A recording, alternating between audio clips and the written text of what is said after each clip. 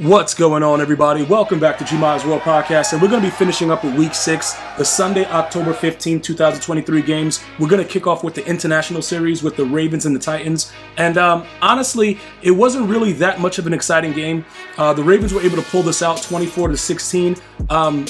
One of the things that I want to really specify, because I know you guys see the title that Bart Scott is saying, Saquon Barkley to the Ravens would equal a Super Bowl. It's very, very realistic, bro, because their defense is playing very, very well, but it's a lot of the burden that's on Lamar Jackson. And for some reason, whenever something goes wrong, people start to go back to the fact that he's not a quarterback. Like, you can critique Lamar Jackson and still respect the fact that he's a quarterback. Yes, he's really, really fast. He can scramble. He can do all those stuff. He can do all those things, but the thing about it is he can still throw the football very, very accurately when he's, able to do that. Now, realistically speaking, I don't know if Saquon could end up with the Ravens unless the Giants decide to, forego another franchise tag, because I believe that they can franchise tag him again after this season. So I don't know how that would work and what the Ravens would send, but it probably would be a very, very exciting year for the Ravens. Again, I got to tell you, I got a personal problem with the organization of the Ravens after all the things that they put Lamar Jackson through. So I didn't really want the Ravens to win this year. Like, give them a year off or whatever because of all the things that they did with the contract negotiations. They should not treat their star players like that, regardless of who the player is, especially an MVP. So with those type of things that are going on right now, I do believe that they would add a different dimension to that Ravens team, because a solid run game and a solid quarterback that can scramble and hit Saquon out the flat, out of the backfield, do all those kind of things, the Ravens would be extremely dangerous. Now, as far as the Titans go, they suck. So other than Derrick Henry, I don't really know what's going on. They did say that Malik Willis could probably start this season. Tannehill is garbage. Like, I've been very, very clear with that since he's been there. Even when they were playing well and way back they made the playoffs against the Patriots, Tannehill is just not good, bro. And that's just the honest truth about it. So regardless of what anybody's thinking, more than likely this season, the Ravens are going to be tough. They're going to play good defense. But if you're able to contain Lamar Jackson and his dudes just can't get open, I believe that Zay Flowers got his first touchdown in the NFL. So, they're starting to grow a little bit, but it's still a lot more growth that's needed. So we'll wait to see how that happens. But I don't know. As we get further to the, closer to the playoffs, we'll talk more about that. Commanders and the Falcons. Now, the Falcons are running high.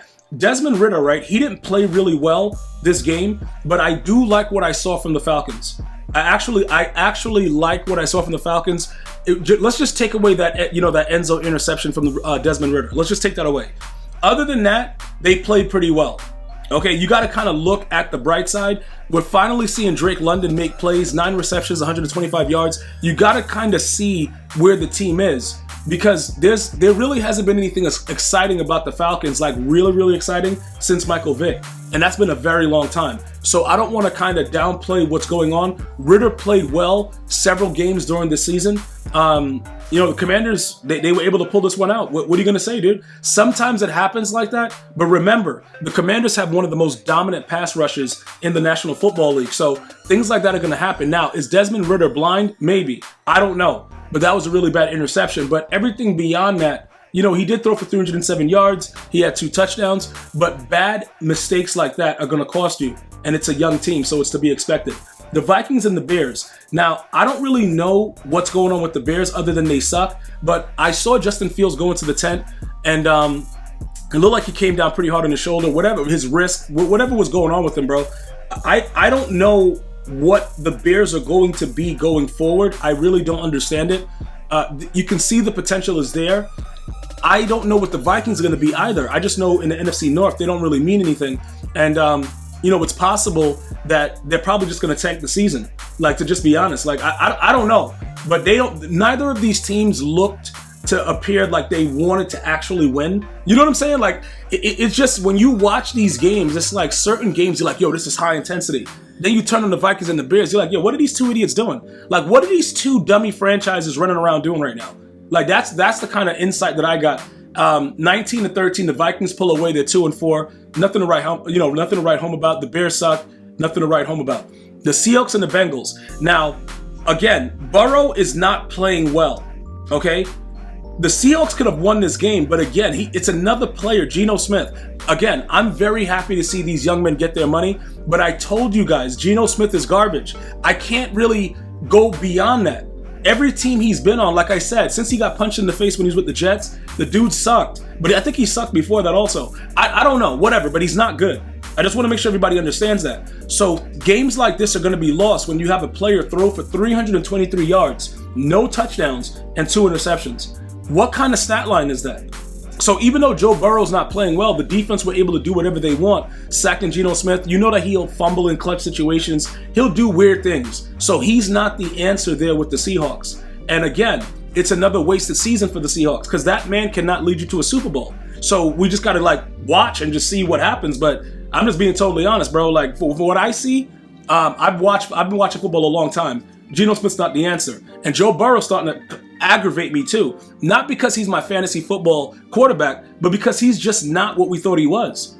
Like, dude, what is he doing? I don't know. He got a high ankle sprain, a butt sprain. Like, dude, I don't care what kind of sprain you got, dude. You need to start playing better. But the Bengals are 3-3. The Seahawks are 3-2. We'll see how that works out. The Niners and the Browns. Now, this is why I hate field goal kickers.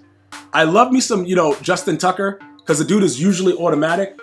The Niners should have won this game. Now, people were injured. McCaffrey was hurt. The other wide receiver got hurt. There's a lot of other things that were going on within this game. And, the Niners, it just looked like they were setting them up to lose. The refs helped a little bit too with some phantom calls. But again, the Niners could have pulled this game out. It comes down to the kicker. And I really have to kind of figure out what we should do going forward thinking about the Niners, right? Because CMC is a very integral part of that offense. And we got to see Brock Purdy get pressure on him because the Browns have a very, very solid and stout defensive line. And he just wasn't good.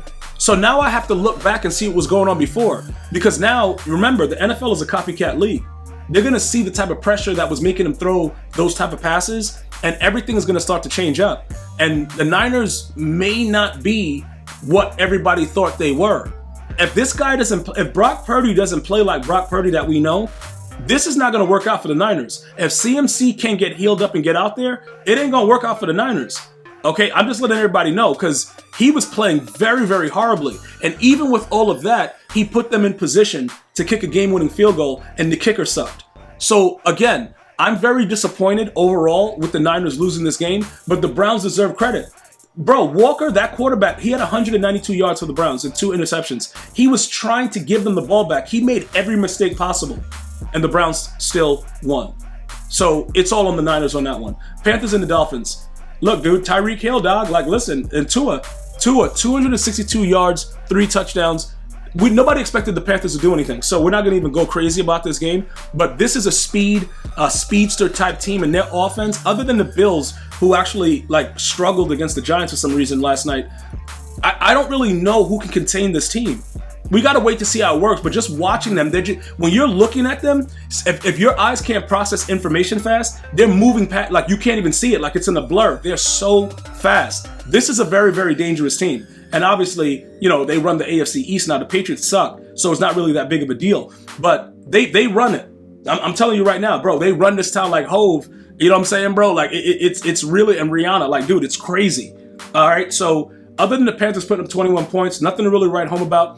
Tyreek Hill is probably going to get fined for that backflip with the photographer, but it was a great celebration. Colts and the Jaguars. The Colts suck. The Jaguars beat the hell out of them. Not really much to talk about. Gardner Minshew is your quarterback. He's going to do some good things sometime for you Colts, but he's not the answer.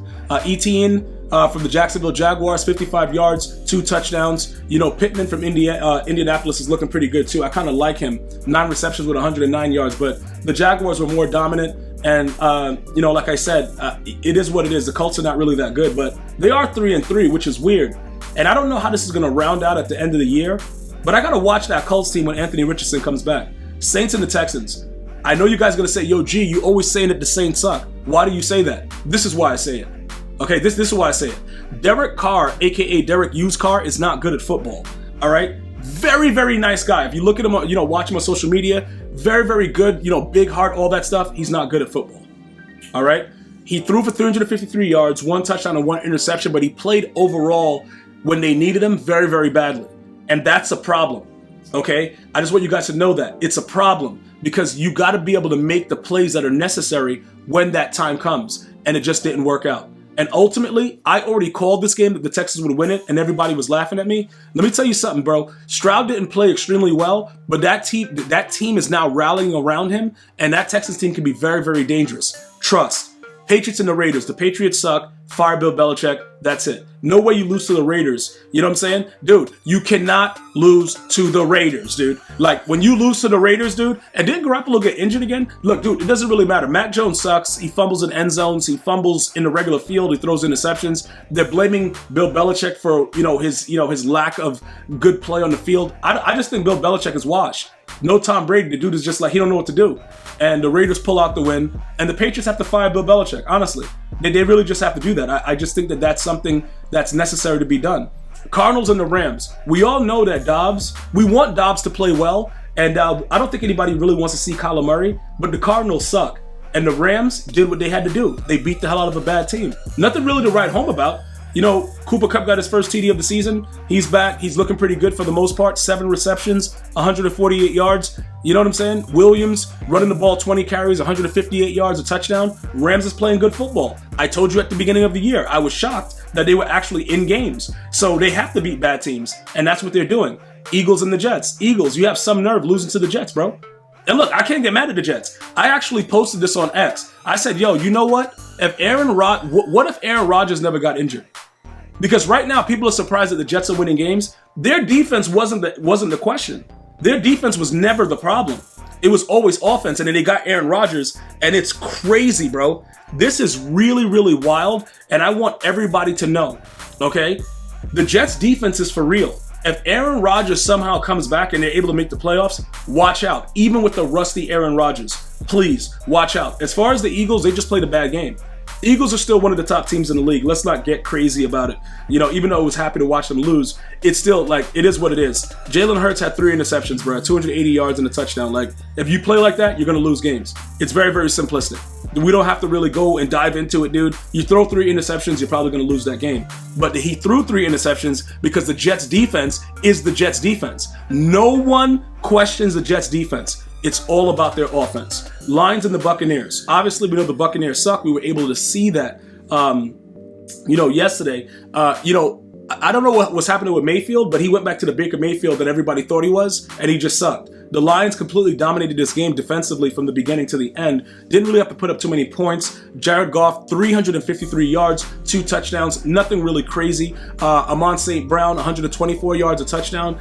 Very, very easily won game if you look at it. Mayfield made a lot of mistakes and a lot of errors in the game, and it is what it is. It wasn't anything too crazy about it. Exciting about the game itself. Very impressed with the Lions being 5-1. Let's see what they do.